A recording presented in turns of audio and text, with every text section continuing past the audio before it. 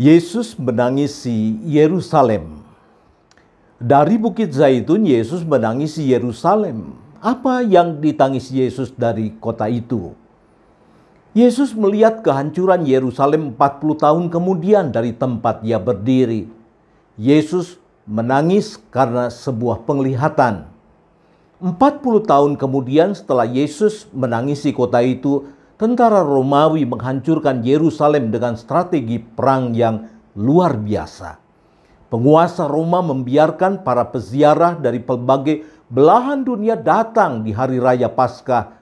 Tapi ketika mereka hendak kembali, pintu-pintu keluar ditutup rapat dan Yerusalem dikepung dari segala penjuru. Pohon-pohon zaitun di Bukit Zaitun dibabat habis. Lama-kelamaan Yerusalem kekurangan air minum dan makanan. Dan kita bisa bayangkan, dalam keadaan lapar dan haus, Yerusalem diserang. Para pejuang Israel tidak mau menyerah. Lebih baik mati daripada menyerahkan tanah perjanjian. Dalam keadaan terdesak, hampir 1.000 orang melarikan diri ke benteng Masada dan melakukan bunuh diri massal di sana. Kematian orang-orang yang tegar tengkuk ini dan kematian sebuah kota yang mana umat Allah dari pelbagai tempat berkumpul untuk memuliakan namanya.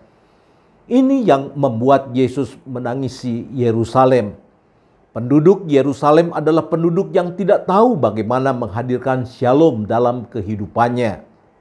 Firman Tuhan mengatakan, dan ketika Yesus telah dekat dan melihat kota itu, ia menangisinya, katanya, "Wahai, betapa baiknya jika pada hari ini engkau mengerti apa yang perlu untuk damai sejahteramu. Tetapi sekarang hal itu tersembunyi bagi matamu, sebab akan datang harinya bahwa musuhmu akan mengelilingi engkau dengan kubu, lalu mengepung engkau dari segala jurusan, dan mereka akan membinasakan engkau, dan pada tembokmu mereka tidak akan membiarkan satu batu pun tertinggal terletak di atas batu yang lain, karena engkau tidak tahu saat bila mana Allah melawat engkau." Lukas 19 ayat 41 hingga ayat yang ke-44. Umat Allah Israel lebih suka mendengar kehendak diri sendiri ketimbang kehendak Allah yang telah menyelamatkan mereka. Mereka baru mau melakukan kehendak Allah sejauh kehendak Allah itu sesuai dengan kehendak mereka. Orang-orang yang keras kepala, sombong, mengaku bertuhan, tapi tidak meninggikan Tuhan dalam kehidupan mereka. Mereka adalah orang-orang yang rajin berseru, "Tuhan, Tuhan," tapi pada saat yang sama menyangkali kepercayaannya dengan perbuatan-perbuatan yang mendukakan hati Tuhan. Saudara-saudara yang dikasihi Tuhan, Tuhan Allah tahu apa yang akan terjadi dengan kita 10 tahun ke depan, 20 tahun ke depan, ketika kita mengabaikan suaranya pada hari ini. Hari depan kita ditentukan hari ini. Apakah kita hari ini membuka hati untuk Tuhan atau sebaliknya, mengeraskan hati dan memalingkan muka dari Tuhan. Ketika kita membuka hati untuk Tuhan, kita yakin Tuhan yang akan menetapkan langkah kita. Tuhan yang akan menuntun kita, menuntun menuju masa depan yang lebih baik.